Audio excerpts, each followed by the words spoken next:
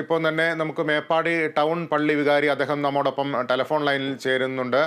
അദ്ദേഹത്തോട് നമുക്ക് കാര്യങ്ങൾ ചോദിച്ചറിയാം. ഫാദർ, ഇപ്പോൾ ആ പ്രദേശത്തിൻ്റെ ഒരു സ്ഥിതി എന്താണ്? കൂടുതൽ പേരെ ഇപ്പുറത്തേക്ക് എത്തിക്കാനുള്ള ശ്രമങ്ങൾ എങ്ങനെയാണ് പുരോഗമിക്കുന്നത്? രക്ഷാപ്രവർത്തനം ഇന്നലെ വൈകുന്നേരത്തോടു കൂടി നന്നായിട്ട് നടന്നിട്ടുണ്ട് സാർ. അപ്പോൾ ഒരു 1,800 പേരെ രക്ഷിച്ചെന്നാണ് അവരുടെ റിപ്പോർട്ട്.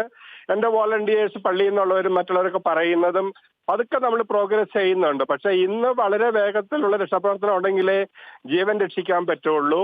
പിന്നെ നമ്പേഴ്സിലൊക്കെ എനിക്ക് തോന്നുന്നു വളരെ വളരെ ഓവർ ആയിരിക്കാം എന്നാണ് എന്റെ ചിന്ത. നമ്മൾ പറയുന്ന നമ്പർ ഒന്നും ആയിരിക്കില്ല മരണം. That is my reading.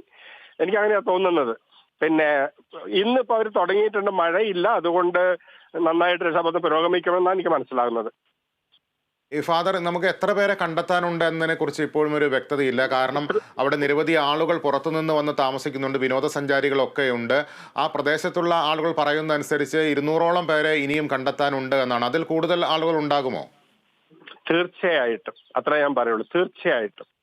ഒരു ഉദാഹരണം ഞാൻ പറയാം. ഒരു ഉദാഹരണം, അവിടെ പിന്നെ നമ്മുടെ മൈഗ്രന്റ് വർക്കേഴ്സ് താമസിച്ച പാടികൾ, അതിന്റെ ഒന്നും ഒരു പൊടി പോലും ഇല്ല. ഒരു പൊടി. അതിന്റെ നമ്പേഴ്സ് ഒന്നും നമ്മൾ പറയുന്ന നമ്പറൊന്നും അല്ല.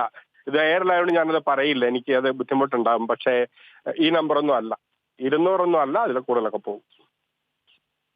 ഫാദർ, താങ്കൾ ഇന്നലെ രാത്രി ഈ മേപ്പാടി പ്രദേശത്ത് തന്നെ ഉണ്ടായിരുന്നോ? അവിടെ ഈ സാധാരണഗതിയിൽ ആളുകൾ തിങ്ങിപ്പാർക്കുന്ന ഒരു പ്രദേശമാണല്ലോ. അപ്പോൾ ഇന്നലെ ഈ ചൂരൽമലയിലും ഒപ്പം തന്നെ ഈ മുണ്ടക്കയിലും ഒക്കെ ഈ ദുരന്തം ഉണ്ടായപ്പോൾ താങ്കൾ ആ പ്രദേശത്തുണ്ടായിരുന്നോ? തീർച്ചയായിട്ടും. പിന്നെ ഞാൻ എന്റെ പള്ളി എന്ന് പറയുന്ന 15 കിലോമീറ്റർ റേഡിയസിലാണ്. എനിക്ക് അവിടെ അതിന് തൊട്ടടുത്തൊരു കമ്മ്യൂണിറ്റി ഉള്ളതാണ്. ഞങ്ങൾ ഇവിടുന്ന് ടീമൊക്കെ അതിൽ കോർഡിനേറ്റ് ചെയ്യുന്ന, ഞങ്ങൾ വളരെ ഇൻവോൾവ്ഡ് ആയിട്ട് കാര്യങ്ങൾ ചെയ്യാണ്. പള്ളിയുടേതായിട്ട് 2-3 സെന്റേഴ്സാണ് ഞങ്ങൾ തുറന്നിട്ടുണ്ട്, സ്കൂളുകളും ഓഡിറ്റോറിയം ഒക്കെ ആയിട്ട്. അപ്പോൾ വളരെ വളരെ അടുത്ത് ഞങ്ങൾ ഇടപഴകി ചെയ്യുന്ന, ഞാൻ പറയുന്നതൊക്കെ വളരെ കൃത്യമായ കാര്യങ്ങളുമാണ്. പിന്നെ എന്റെ നമ്പേഴ്സ് ഒന്നും കോട്ട് ചെയ്യണ്ട, പക്ഷെ കാര്യങ്ങൾ വളരെ പരമാർത്ഥമാണ്.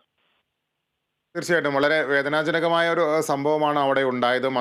നമുക്ക് ഈ മണ്ണിൽ പുതഞ്ഞവരെ കണ്ടെത്തുക എന്നുള്ളത് ഏറ്റവും ശ്രമകരമായൊരു കാര്യം തന്നെയാണ്. ആ രീതിയിലേക്ക് നോക്കുമ്പോൾ സൈന്യത്തിൻ്റെ സേവനം അവിടെ പ്രയോജനപ്പെടുത്തുന്നുണ്ട്. ഫാദർ അടക്കമുള്ളവർക്ക് ആ മേഖലയിലേക്ക് കടന്നു ചെന്ന് അവിടുത്തെ ഒരു സ്ഥിതിവിശേഷം മനസ്സിലാക്കാൻ സാധിച്ചിട്ടുണ്ടോ? എന്റെ വോളണ്ടിയേഴ്സ് ഉണ്ട് അവിടെ, എന്റെ യൂത്ത് ഒക്കെ അവിടെ വർക്ക് ചെയ്യുന്നുണ്ട്. അവരൊക്കെ പറയുന്നത് കേട്ട് കഴിഞ്ഞാൽ നമ്മുടെ കരളൊക്കെ അലിഞ്ഞു പോകും സാറേ. ഇത് കേരളം കണ്ട വലിയ ദുരന്തമാണ്, കേരളം കണ്ടത്. ഞാൻ പറഞ്ഞില്ല, നമ്പേഴ്സ് ഒന്നും ഞാൻ പറയില്ല, പക്ഷെ അതൊന്നും അല്ല, അത്രേ ഞാൻ പറയുള്ളൂ. പക്ഷേ ഈ ദുരന്തം എന്ന് പറയുന്നത് നമ്മൾ വിചാരിക്കുന്നിടത്തൊന്നും അല്ല. ഒരു 4 ലാൻഡ് സ്ലൈഡാണ് നടന്നിരിക്കുന്നത്, 1-2 അല്ല. ഇന്നലെ 1:40 വീണ്ടും ഒരെണ്ണം കൂടി ഉണ്ടായി. അതിൽ ഭാഗ്യത്തിന് വലിയ നഷ്ടങ്ങളൊന്നും ഇല്ല. അപ്പം വളരെ കണക്റ്റഡ് ആയിട്ട് ഈ തൊട്ടടുത്തുള്ള കമ്മ്യൂണിറ്റിയിലെ ഒരു ലീഡിങ് പാരീഷിൽ നിന്ന് ഞാൻ ഈ സംസാരിക്കുന്നത്.